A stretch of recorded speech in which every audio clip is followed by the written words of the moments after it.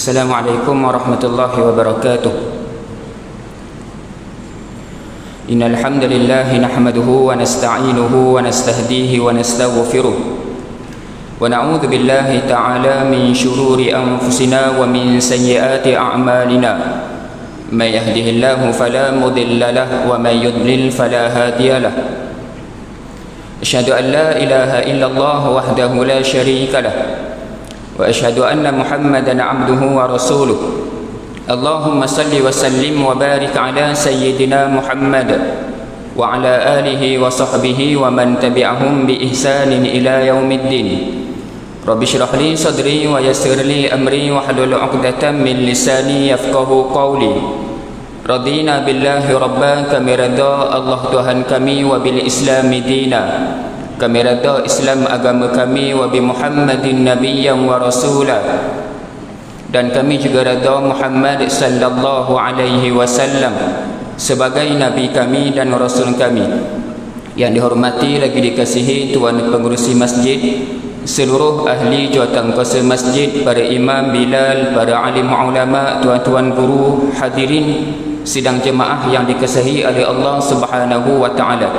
Alhamdulillah, setinggi-tinggi syukur kepada Allah Subhanahu wa taala kerana pada tengah hari ini kita dapat datang awal ke rumah Allah Subhanahu wa taala. Alhamdulillah, kita dapat datang awal dan kita dapat duduk di majlis ilmu. Mudah-mudahan dengan istiqamah dan bersungguhnya kita hadir ke majlis ilmu, bersungguh kita hadir ke kuliah agama, menjadikan kita termasuk dalam golongan manusia yang akan dipermudahkan oleh Allah Subhanahu wa taala jalan untuk menuju ke syurga, sebagaimana yang disebut oleh Nabi Muhammad sallallahu alaihi wasallam dalam satu hadis, man salaka tariqan yaltamisu fihi ilma sahalallahu lahu bihi tariqan ilal jannah. Barang siapa yang menempuh satu jalan untuk menuntut ilmu, maka Allah akan mempermudahkan baginya jalan ke syurga. Moga-moga kita semua yang berada di dalam masjid ini dipermudahkan oleh Allah Subhanahu wa taala jalan untuk menuju ke syurga. Amin ya rabbal alamin. Muslimin, pada jemaah yang dikasihi oleh Allah Subhanahu wa taala sekalian, tidak sampai 50 hari lagi kita nak masuk bulan Ramadan al-Mubarak. Dekat sangat dah kita nak masuk bulan Ramadan. Jadi banyak-banyaklah kita berdoa kepada Allah Subhanahu wa taala supaya kita dapat bulan Ramadan pada tahun ini dan kita dapat beribadah di bulan Ramadan pada tahun ini. Disebut dalam kitab Lataiful Ma'arif karangan Imam Ibn Rajab Al-Hambali, katanya, kanu yad'una Allah sittata ashhurin an yuballighahum syahra Ramadan thumma yad'una Allah sittata ashhurin an yataqabbalahu minhum. Biasa kita dengar benda ni pada salafus soleh, tuan-tuan. Pada salafus soleh, ulama-ulama dulu dia berdoa kepada Allah selama 6 bulan sebelum masuk bulan Ramadan. Sebelum masuk bulan Ramadan, 6 bulan sebelum dah minta sungguh-sungguh kepada Allah supaya dapat bulan Ramadan. Apatah lagi kita ni dah sampai 2 bulan, lagi-lagilah kita bersungguh minta supaya kita dapat bulan Ramadan pada tahun ini. Dan disebut dalam kitab tu, summa yad'una Allah sittata ashhurin ay yataqabbalahu minhum. Apabila para salafus salih ni apabila dapat bulan Ramadan, dapat je bulan Ramadan, maka 6 bulan selepas bulan Ramadan dia minta supaya Allah terima amalan mereka di bulan Ramadan. 6 bulan sebelum minta supaya dapat bulan Ramadan. Apabila dapat bulan Ramadan, 6 bulan selepas tu pula mereka berdoa supaya amalan mereka di bulan Ramadan diterima. Maknanya, tuan-tuan, dalam setahun tak pernah tinggal sebut tentang Ramadan. 6 bulan sebelum, 6 bulan selepas tak habis sebut tentang Ramadan. Lepas 6 bulan selepas dapat bulan Ramadan, selama 6 bulan minta supaya Allah terima amalan mereka di bulan Ramadan. Sebab apa penting doa minta Allah terima amalan? Sebabnya, tuan-tuan, amalan kita walau banyak macam mana pun kita buat, tapi kalau Allah tidak terima, maka sia-sialah amalan kita. kita banyak sembahyang, kita banyak baca Quran, kita banyak bersedekah, kalau Allah tidak terima maka sia-sia.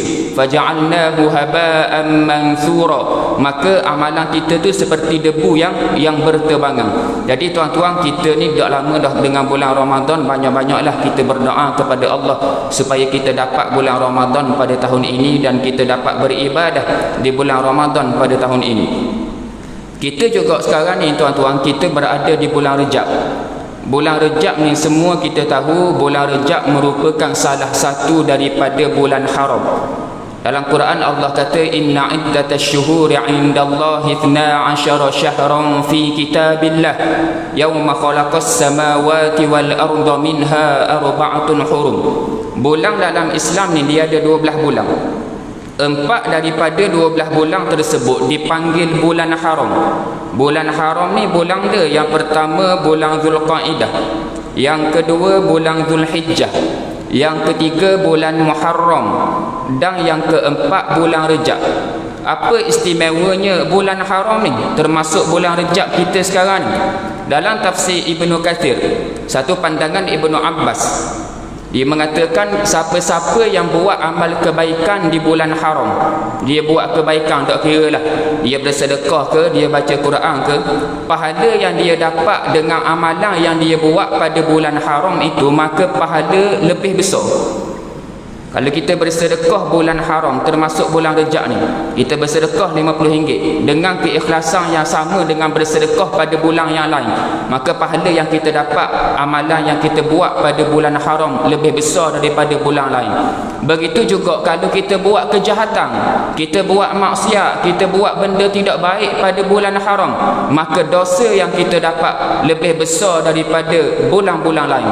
Jadi pada bulan haram ni tuan-tuan, termasuk bulan kita sekarang ni, bulan Rejab, banyak-banyaklah kita beribadah kepada Allah Subhanahu wa taala, dan pakat-pakatlah kita tinggalkan kejahatan, tinggalkan dosa, tinggalkan maksiat pada bulan haram ini. Tuan-tuan muslimin yang dirahmati oleh Allah Subhanahu wa taala sekalian, jadi insya-Allah ada masa lebih kurang setengah jam ini saya nak berkongsi. Biasa bulan Rejab ni orang akan bercakap tentang Isra' dan Mi'raj. Jadi saya juga nak berkongsi tentang Isra' dan Mi'raj. Tak apalah ustaz, kita dengar semua dah cerita Isra' Mi'raj. Cerita tentang Nabi tak ada masalah, kita nak dengar banyak kali pun.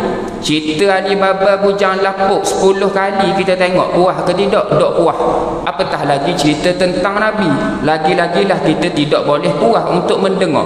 Walaupun cerita yang sama tentang Nabi Muhammad, cerita yang sama tentang Nabi-Nabi yang lain, setiap malam kita dengar benda yang sama, tak ada masalah. Sebab tu memang cerita yang perlu kita tahu. Jadi Isra' Mi'raj ni tuan-tuan, dia terbahagi kepada 3 bahagian. Cerita dia cukup panjang. Kalau 1 jam, setengah jam memang tidak sempat habis. Bahagian yang pertama, peristiwa yang berlaku sebelum berlakunya Isra' Mi'raj. Ada beberapa peristiwa ni lah yang menyebabkan berlakunya Isra' dan Mi'raj. Dia sebelum Isra' Mi'raj, semasa Isra' dan Mi'raj, dan peristiwa selepas Isra' dan Mi'raj. Dia terbahagi kepada 3.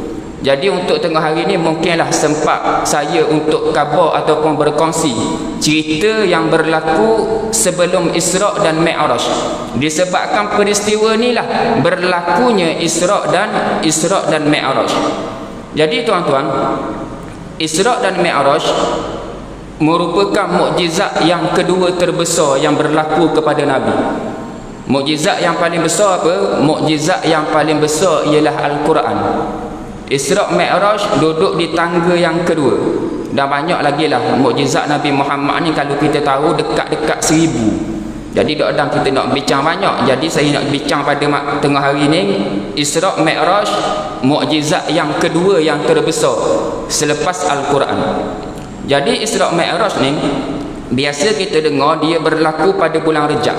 Sebenarnya tarikh ataupun bulan Isra' Mi'raj dia khilaf ulama.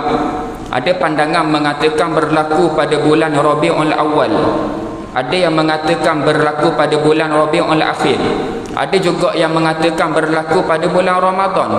Ada juga yang mengatakan berlaku pada bulan Muharram. Dan yang paling masyhur yang biasa kita pegang berlaku pada bulan Rejab.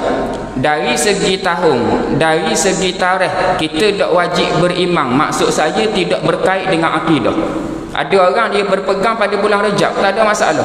Ada orang dia ambil pandangan ulama ni mengatakan pada bulan Rabiul Awal, yang tu tak ada masalah. Yang berkait dengan akidah kita, yang wajib kita percaya, yang wajib kita beriman, ialah Isra' Mi'raj memang betul-betul berlaku. Yang tu yang wajib kita beriman. Kita tidak boleh ragu sedikit pun cerita tentang Isra' dan Mi'raj. Sebab apa? Sebab cerita tentang Isra' dan Mi'raj sabit daripada ayat Al-Quran dan hadis. Jadi bila berlaku yang tu tak ada masalah. Yang penting kita wajib percaya 100%. Kita tak boleh ragu sedikit pun. Ya ke tak Nabi naik langit? Kita ragu-ragu tak boleh. Sebab cerita ni cerita yang diceritakan dalam Al-Quran dan cerita yang diceritakan dalam hadis sahih. Jadi kita tak boleh ragu walau sedikit pun cerita tentang Isra' dan Mi'raj. Jadi tuan-tuan, sebelum berlakunya Isra' dan Mi'raj, nak berlaku kepada Nabi Muhammad sallallahu alaihi wasallam beberapa peristiwa yang sangat besar kepada Nabi, sehinggakan Nabi begitu sedih, sehinggakan Nabi mentally down, sehinggakan Nabi hilang semangat. Berlaku beberapa peristiwa yang menyebabkan Nabi sangat-sangat sedih. Beberapa peristiwa yang sangat besar berlaku kepada Nabi. Disebabkan peristiwa inilah berlakunya Isra' dan Mi'raj. Allah nak pujuk kembali hati Nabi supaya Nabi gembira. Apa peristiwanya tuan-tuan? Peristiwa yang pertama yang berlaku kepada Nabi, peristiwa yang saya sebut pada tengah hari ini, peristiwa ni dia berlaku dalam tahun yang sama. Cerita ni memang semua kita dengar sama dah, kita ulang kaji. Peristiwa yang berlaku yang menimpa kepada Nabi Muhammad, benda ni berlaku dalam tahun yang sama, sehingga tahun itu dipanggil Amul Huzun, tahun kesedihan. Nabi lalui satu fasa ni menyebabkan Nabi betul-betul hilang semangat. Apa yang berlaku? Yang pertama yang berlaku kepada Nabi Muhammad sallallahu alaihi wasallam ialah meninggalnya isteri baginda Khadijah radhiyallahu anha. Ni benda yang pertama. Meninggalnya Khadijah, orang yang banyak tolong Nabi dalam dakwah, yang banyak bagi harta kepada Nabi dalam dakwah, yang banyak bagi semangat kepada Nabi. Nabi sangat-sangat sayang kepada Khadijah.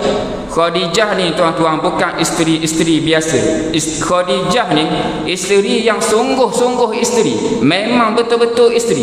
Tak pernah blebel ke Nabi, tak pernah masam muka ke Nabi, tak pernah marah kepada Nabi.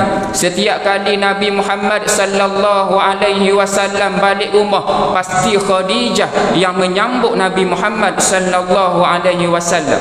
Sebab itulah tuan-tuan, apabila Khadijah meninggal, Nabi sangat-sangat sedih. Apabila Khadijah meninggal tuan-tuan, Nabi dia sentiasa sebut nama Khadijah. Sehinggakan dalam hadis kata Aisyah, maghirtu ala ahadim min nisa'in nabi, maghirtu ala Khadijah. Aisyah kata dalam hadis, aku tidak pernah cemburu terhadap seorang pun daripada isteri Nabi seperti aku cemburu terhadap Khadijah. Wa ma ra'aituha walakin kana an-nabiy yukthiru dzikraha. Sedangkan aku tidak pernah melihat beliau. Bayangkan tuan-tuan betapa sayangnya Nabi kepada Khadijah. Apabila Khadijah meninggal, Nabi berkahwin dengan isteri yang lain. Isteri yang lain termasuk Aisyah, dia cemburu kepada Khadijah walaupun Khadijah sudah meninggal. Nabi duk sebut seumur tentang Khadijah, ka'an lam yakun fid dunya imra'ah illa Khadijah. Kata Aisyah tuan-tuan, seakan-akan tak ada wanita lain selain Khadijah. Seakan-akan atas dunia ni tak ada wanita lain selain Khadijah. Sebab apa? Nabi duk sebut semua cerita tentang Khadijah. Jadi tuan-tuan, dengan meninggalnya Siti Khadijah, maka Nabi sangat-sangat sedih. Dalam masa yang sama, dalam tahun yang sama, selang beberapa bulan, Nabi ditimpa ujian besar yang kedua. Apa ujiannya tuan-tuan? Iaitu meninggalnya pak saudara Nabi Abu Talib. Baru je meninggal Khadijah, orang yang Nabi sangat sayang, yang banyak tolong Nabi, maka selang beberapa minggu, beberapa bulan, meninggal pula pak saudara Nabi, iaitu Abu Talib. Abu Talib ni tuan-tuan, biasa kalau kita dengar orang meninggal, biasalah ustaz, orang mati memanglah sedih. Kesedihan Nabi ni tuan-tuan, yang pertama sebab Abu Talib meninggal. Yang kedua, menyebabkan Nabi sangat-sangat sedih. Sebab apa? Disebabkan Abu Talib meninggal dalam keadaan tidak beriman. Yang ni Nabi cukup sedih. Abu Talib meninggal dalam keadaan tidak beriman. Abu Talib ni ialah orang yang jaga Nabi daripada Nabi umur 8 tahun. Nabi duk berdakwah ngata-riti sehingga kan ada orang masuk Islam, tapi pak saudara Nabi sendiri yang jaga Nabi. Nabi berdakwah tapi tidak ikut Nabi. Walaupun Abu Talib membenarkan dakwah Nabi, Abu Talib tak marah Nabi berdakwah, tapi Abu Talib tidak ikut ajakan Nabi Muhammad sallallahu alaihi wasallam. Disebabkan Abu Talib meninggal dalam keadaan tidak beriman, maka Nabi sangat-sangat sedih. Abu Talib ni tuan-tuan, untuk makluman tuan-tuan, nama dia bukan Abu Talib. Maksud Abu Talib ni anak dia bernama Talib. Dia tu ayah kepada Talib. Nama dia Abu Talib. Nama Abu Talib ialah Imran. Tapi kalau saya sebut Imran, siapa pula Ustaz Imran tak pernah dengar? Kita biasa panggil Abu Talib. Begitu juga Abdul Muttalib. Nama Abdul Muttalib bukan Abdul Muttalib. Nama Abdul Muttalib yang sebenar ialah Syaibah. Syaibah bin Hashim. Itu nama Abdul Muttalib. Jadi tuan-tuan, peristiwa yang kedua ni, Nabi memang betul-betul sedih, sangat-sangat sedih. Sebab Nabi duduk dengan Abu Talib terlalu lama.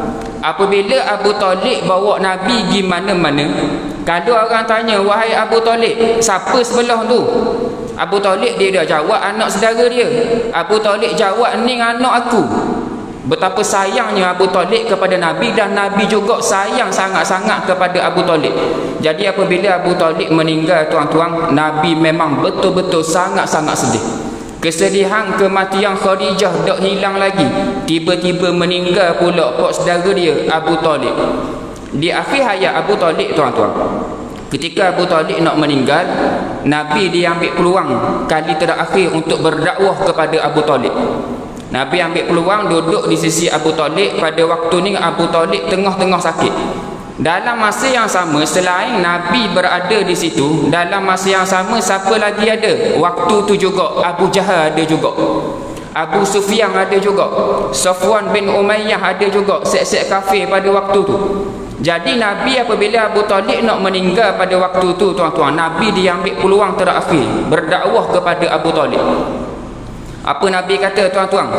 Nabi kata, ya am, qul la ilaha illallah ashhadu laka biha yaumal qiyamah.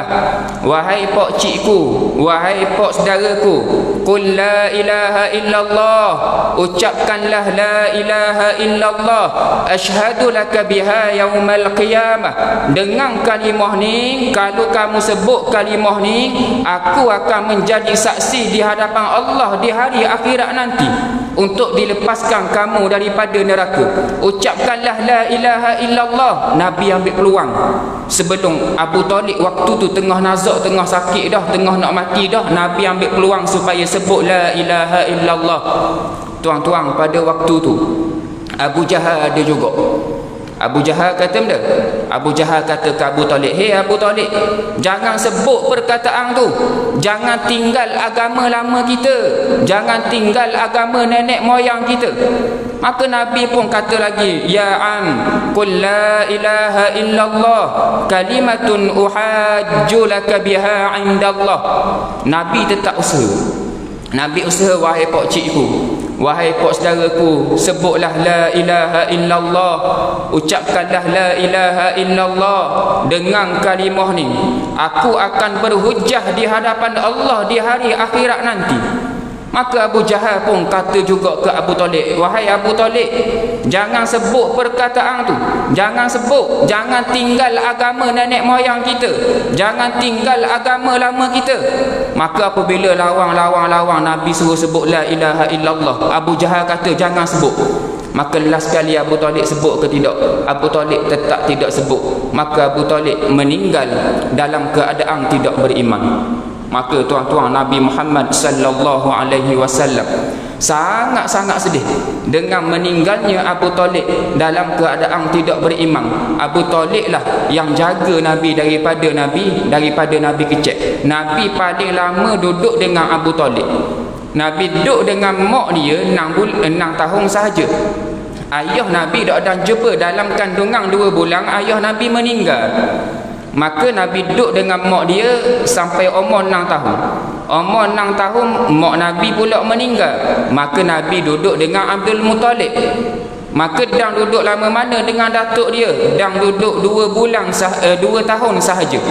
Maka ketika umur 8 tahun meninggal pula Abdul Muttalib. Maka bermula umur 8 tahun sehinggalah Nabi besar. Maka Nabi duduk dengan siapa? Nabi duduk dengan Abu Talib. Jadi tuan-tuan, dengan meninggalnya Abu Talib dalam keadaan tidak beriman, maka Nabi sangat-sangat sedih. Sehingga kan Nabi kata, aku akan pohon ampun kepada Allah untuk Abu Talib. Maka turunlah ayat Al-Quran, ma kana lin-nabiyyi wal-ladzina amanu an yastaghfiru lil-musyrikeen walau kanu uli qurba. Tidaklah dibenarkan bagi Nabi dan orang-orang yang beriman meminta ampun bagi orang musyrik sekalipun kaum kerabat sendiri. Jadi tuan-tuan, kita tak boleh minta ampun untuk orang kafir. Ya Allah, ya Tuhanku, moga-moga engkau ampunkan contoh. Tidak boleh. Yang kita boleh masih hidup, contoh orang kafir masih hidup, kita doakan supaya dia dapat, kita doakan supaya dapat hidayah, bukan doa supaya diampunkan dosa. Maka turun juga ayat lain. Allah kata apa? Allah kata kepada Nabi Muhammad, innaka la tahdi man ahbabta walakinnallaha yahdi man yasha. Wahai Muhammad, sesungguhnya kamu tidak boleh bagi hidayah petunjuk kepada sesiapa yang kamu sayangi. Nabi sangat sayang kepada Abu Talib, tapi Nabi tetap tidak boleh bagi hidayah kepada Abu Talib. Dan Allah kata lagi, walakinnallaha yahdi man yasha. Sesungguhnya Allah sahajalah yang boleh memberi hidayah petunjuk kepada sesiapa yang dikehendakinya. Jadi kita tuan-tuan, kita tegur anak kita suruh semayang, kita suruh bini kita tutup aurat, kita suruh semua dah, mereka tidak ikut, tu bukan kerja kita. Ikut tak ikut bukan kerja kita. Kerja kita hanya suruh, hanya cegah. Orang nak buat tak mau buat, tu di luar bidang kuasa kita. Anak kita dah cakap nak suruh semayang dah, tak semayang juga. Habis dah buat benda semayang. Kadang-kadang semayang depan kita berlakon, belakang kita tak semayang pula. Yang tu bukan bidang kuasa kita, dan kita sudah terlepas daripada dosa.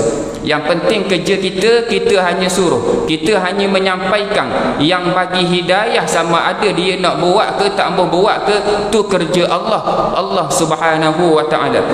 Jadi tuan-tuan, selepas Abu Talib meninggal, peristiwa pertama Khadijah meninggal, peristiwa yang kedua Abu Talib meninggal. Disebabkan Abu Talib meninggal, maka Nabi tambah sedih lagi. Ialah yang ganti Abu Talib jadi pemerintah di Mekah ialah Abu Jahal. Tuan-tuan, Abu Talib ketika hidup, dia merupakan MB di Mekah, menteri besar di Mekah. Ketika Abu Talib hidup, orang tak berani kacau Nabi Muhammad. Orang tak berani nak halang dakwah Nabi. Sebab apa? Abu Talib backup. Sebab Abu Talib menteri besar, Perdana Menteri pada waktu tu. Jadi orang tak ketek Nabi Muhammad. Nabi Muhammad boleh berdakwah. Abu Talib benarkan Muhammad berdakwah, walaupun Abu Talib tidak ikut ajaran Nabi Muhammad. Tapi tuan-tuan, selepas Abu Talib meninggal, yang ganti Abu Talib ialah Abu Jahal. Apabila Abu Jahal jadi pemerintah tuan-tuan, maka pada waktu tu Islam kena lenyek teruk. Yang ni peristiwa yang ketiga yang berlaku kepada Nabi. Islam kena lenyek puas hati. Abu Jahal dia keluarkan pekeliling, Muhammad tidak boleh sebarkan ajaran Islam, Muhammad tidak boleh berdakwah, Muhammad tidak boleh ceritakan tentang Islam kepada penduduk Mekah. Nabi Muhammad ditarik tauliah mengajar oleh Abu Jahal. Tak boleh mengajar, tak boleh kuliah, tak boleh cerita tentang Islam. Abu Jahal tidak benarkan. Maka tuan-tuan, pada waktu ni Nabi sangat-sangat sedih. Nabi tak boleh nak buat benda. Pada waktu ni lah ramai sahabat-sahabat yang diseksa. Antara yang kita dengar biasa yang diseksa siapa? Keluarga Yasir diseksa, Sumayyah, Ammar. Siapa lagi diseksa pada ketika tu? Disebabkan Abu Jahal pemerintah pada waktu tu. Yang diseksa juga pada waktu tu ialah Khabbab bin Arat. Khabbab ni tuan-tuan, dalam Sahih Bukhari, dia merupakan seorang tukang besi. Dia bakar besi jadi merah dan dia bentukkan besi. Khabbab diseksa oleh kaum Quraisy, oleh Abu Jahal. Macam mana seksa dia? Besi yang dia buat sehingga merah tu, dia terletak Khabbab atas besi tu. Ni perjuangan orang dulu semata-mata sebab nak ikut Islam sampai tahap tu. Kita tak ada ujian nak mari sejik, tak ada orang halang kita nak pergi dengar kuliah, tak ada halangan, tapi kita tak pergi dah. Bayangkan orang dulu-dulu, macam-macam halangan untuk beramal dengan Islam, macam-macam halangan untuk ikut Islam, macam-macam kena sehingga pertaruhkan nyawa. Kita tak ada halangan, masuk Islam tak ada masalah, tapi masalah kita malah nak beramal, malah nak pergi sejik, malah nak dengar kuliah, malah nak buat tu, malah nak buat ni, walaupun tak ada halangan. Jadi tuan-tuan, Abu Jahal dia halang dakwah Nabi Muhammad sallallahu alaihi wasallam. Dalam masa yang sama, apabila Abu Jahal jadi pemerintah, Abu Jahal buat benda. Abu Jahal dia keluarkan pekeliling kepada penduduk Mekah. Abu Jahal dia keluarkan arahan kepada penduduk Mekah supaya jangan berurusan dengan orang Islam. Boikot orang Islam, jangan cakap dengan orang Islam, jangan berjual beli dengan orang Islam. Abu Jahal pesan kepada penduduk Mekah, Abu Jahal pesan kepada pedagang-pedagang, jangan jual makanan kepada orang Islam. Maka tuan-tuan, orang Islam pada waktu tu, termasuk Nabi Muhammad sallallahu alaihi wasallam, terpaksa berkumpul di satu perkampungan yang bernama Bani Hashim. Sebab apa duduk situ? Orang Islam kumpul situ tuan-tuan, tujuan dia benda. Tujuannya ialah kalau siapa-siapa ada makanan hak lebih, nak bagi sama sendiri. Orang habis makanan kumpul situ, siapa-siapa ada makanan boleh bagi. Sehinggalah tibalah saat makanan orang Islam habis licin. Nak pergi beli makanan tak boleh, penduduk Mekah tak boleh jual, dan penduduk Mekah tak berani nak pergi cakap, nak pergi jual, nak pergi berurusan dengan orang Islam. Sebab apa?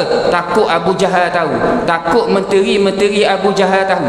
Maka mereka semua takut, sehingga kan diceritakan dalam kitab sirah, disebabkan Nabi dan para sahabat tak ada makanan nak makan, mereka makan apa tuan-tuan? Tengok perjuangan Nabi nak membela Islam sampai tahap ni. Nabi kena, Nabi makan akar-akar kayu dan daun-daun kering. Bayangkan tuan-tuan, makan kayu, makan akar kayu, makan daun kering. Kita tak ada makanan rumah kita, paling kurang ada juga sekut jagung cicah hitam. Ada juga. Nabi tak ada makanan terus ketika diboikot pada waktu tu selama beberapa tahun. Ada pandangan mengatakan selama 3 tahun umat Islam diboikot pada ketika tu selepas meninggalnya Abu Talib. Nabi makan benda tu sahaja, sehingga kan lidah Nabi luka, lidah Nabi darah sebab duk mamah benda tu. Duk makan lapar, makan jadi sakit. Jadi Nabi dan para sahabat terpaksa makan daun-daun, terpaksa makan daun-daun kering. Jadi tuan-tuan, disebabkan Nabi dah nak berdakwah dah di Mekah.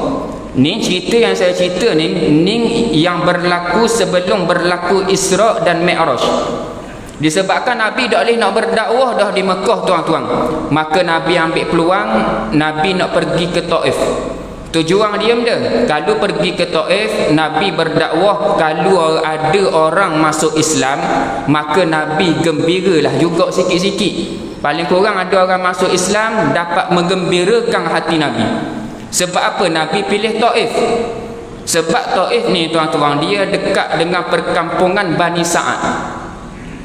Apa perkampungan tu kaitan dia? Perkampungan Bani Sa'ad ni tuan-tuan, tempat Nabi nyusu dengan Halimatus Sa'diyah. Jadi Nabi kenal dah sikit-sikit selok belok di Taif. Maka Nabi pun pergi ke Taif. Nabi pergi ke Taif, Nabi berjumpa dengan pembesar-pembesar Taif. Pergi jumpa dengan pembesar Taif dulu untuk sebarkan Islam.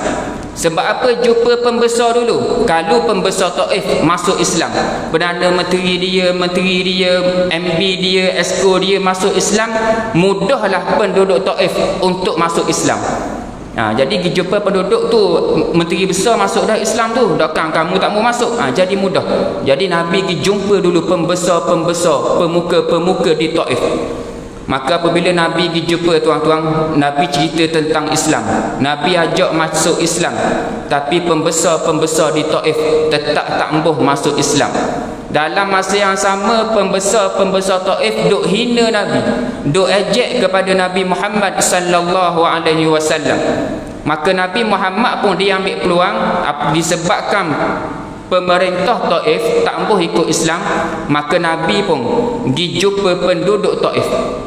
Diceritakan tuan-tuan, tidak ada satu rumah pun di Taif yang tidak diketuk oleh Nabi Muhammad sallallahu alaihi wasallam. Semua Nabi pergi. Nabi pergi jumpa penduduk Taif, Nabi sebarkan Islam, tapi malangnya penduduk Taif juga tetap tak embuh ikut Islam. Bayangkan bertalu-talu ujian menimpa Nabi dalam tahun yang sama. Meninggalnya Khadijah, meninggalnya Abu Talib, Islam kena boikot, Nabi kena boikot. Dalam masa yang sama pergi ke Taif menyampaikan Islam, penduduk Taif juga tidak terima ajaran Islam. Nabi duduk di Taif lebih kurang dalam 10 hari. Maka tuan-tuan, disebabkan tak ada orang terima, maka Nabi pun terpaksa balik semula ke Mekah. Dalam perjalanan balik lah, yang ni memang semua kita ni dengar sama cerita ni. Dalam perjalanan balik, maka penduduk Taif ramai-ramai pakak lepar batu ke Nabi. Bukan lepar batu biasa-biasa, bukan kena tu sehingga sakit denyuk dak. Lepar batu sehinggalah badan Nabi berdarah seluruh badan. Lepar batu sehingga berdarah.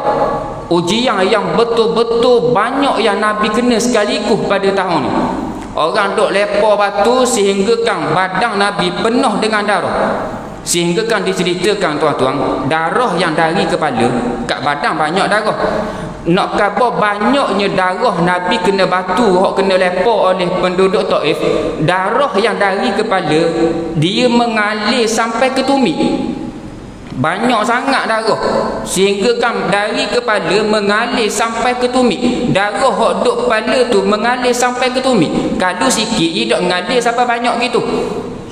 Maka tuan-tuan, apabila Nabi keluar daripada Taif, Nabi dak larak dah nak berjalan pada ketika ni tuan-tuan. Nabi dak larak nak berjalan, maka Nabi berehat. Selepas jauh daripada penduduk Taif, duduk jauh dah, orang dak lepar dah batu kepada dia, Nabi keluar dah. Maka Nabi berehat di satu pokok. Pada waktu ni Nabi memang tidak larak sangat-sangat. Badan berdarah, dalam masa yang sama terlalu lapar. Sebelum tu memang makan makanan akar kayu dan daun-daun sahaja. Maka Nabi berehat di satu pokok. Pada waktu inilah tuan-tuan diceritakan, malaikat Jibril datang kepada Nabi Muhammad sallallahu alaihi wasallam. Malaikat Jibril datang.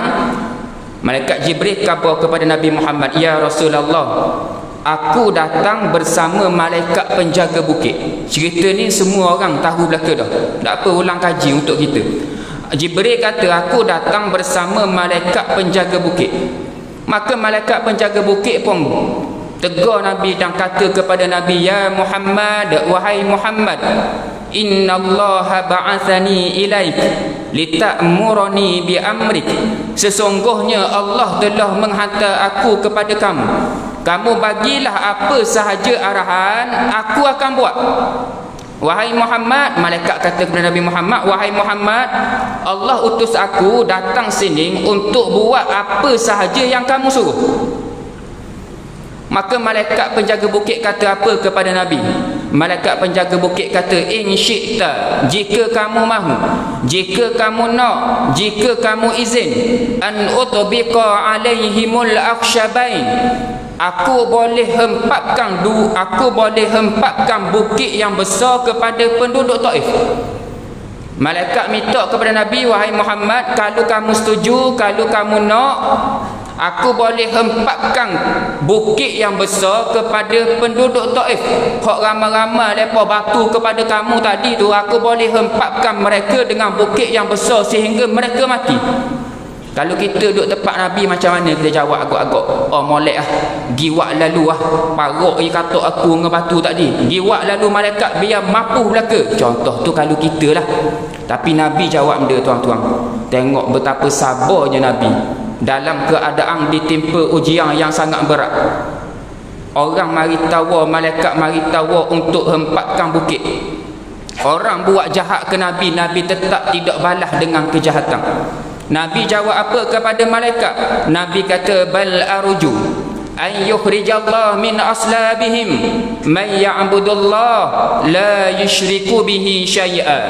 Nabi jawab kepada malaikat, wahai malaikat, jangan, Nabi kata, bal arju, bahkan aku mengharapkan, an yukhrijallah min aslabihim man ya'budullah la yusyriku bihi syai'a. Jangan, wahai malaikat, bahkan aku harapkan keluar daripada keturunan mereka orang yang menyembah Allah dan tidak syirik kepadanya. Nabi pandang ke hadapan. Nabi kata apa? Malaikat, jangan.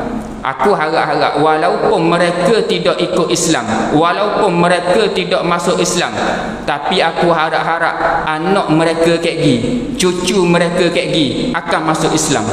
Disebabkan kesabaran Nabi inilah, tuan-tuan, maka sekarang penduduk Taif semuanya sudah Islam. Kalau Nabi setuju untuk hempak bukit dulu, kemungkinan tak ada dah manusia keturunan daripada Taif, semua mati dah. Tapi disebabkan kesabaran Nabi Muhammad sallallahu alaihi wasallam, maka sekarang ni, tuan-tuan, keturunan penduduk Taif, anak cucu keturunan Taif sudah Islam, disebabkan berkat kesabaran Nabi dan doa Nabi Muhammad sallallahu alaihi wasallam. Maka malaikat dok hempapkan bukit kepada mereka. Dan Nabi pun kata, Allahumma hdi qaumi fa innahum la ya'lamun. Ya Allah, berilah hidayah kepada kaumku, sesungguhnya mereka tidak tahu. Jadi tuan-tuan, peristiwa inilah, meninggal Khadijah, meninggal Abu Talib, Islam kena lenyek, kena boikot, kena pulau, Nabi kena lempar batu oleh penduduk Taif. Disebabkan 4 peristiwa inilah Nabi betul-betul sedih, Nabi mentally down, Nabi hilang semangat. Dan last sekali, tuan-tuan, disebabkan benda inilah Allah undang Nabi Muhammad sallallahu alaihi wasallam untuk naik ke langit. Allah hantar malaikat Jibril, wahai Jibril, kamu pergi jumpa Nabi Muhammad, jumpa Rasulullah, bagi tahu kepada dia aku nak undang dia untuk naik ke langit. Jadi tuan-tuan, di sinilah bermulanya peristiwa Isra dan Mi'raj yang biasa kita dengar. Jadi saya tidak sempatlah nak cerita bermulanya berlaku peristiwa Isra dan Mi'raj. Yang sempat hanya sebelum berlaku, yang semasa tidak sempat, yang selepas berlaku Isra Mi'raj pun apabila Nabi turun ada lagi berlaku cerita-cerita dia. Jadi insya-Allah mungkin ada ustaz lain yang akan ceramah di sini tentang kisah Isra dan Mi'raj, dan tuan-tuan sendiri pun biasa dengar benda ni. Jadi sekadar itu saja untuk tengah hari ini. Saya minta maaf banyak segala salah dan silap. Moga-moga apa yang saya khabar pada tengah hari ini memberi manfaat kepada saya sendiri khususnya dan kepada kita semua insya-Allah. Aqulu qawli hadza wa astaghfirullahal azim li wa lakum. Bismillahirrahmanirrahim. Alhamdulillahirabbil alamin wassalatu wassalamu ala asyrafil anbiya'i wal mursalin wa ala alihi wa ashabihi ajma'in. Allahumma arinal haqqa haqqan warzuqna ittiba'ah wa arinal batila batilan warzuqna ijtinabah. Rabbana atina fid dunya hasanah wa fil akhirati hasanatan wa qina adzaban nar.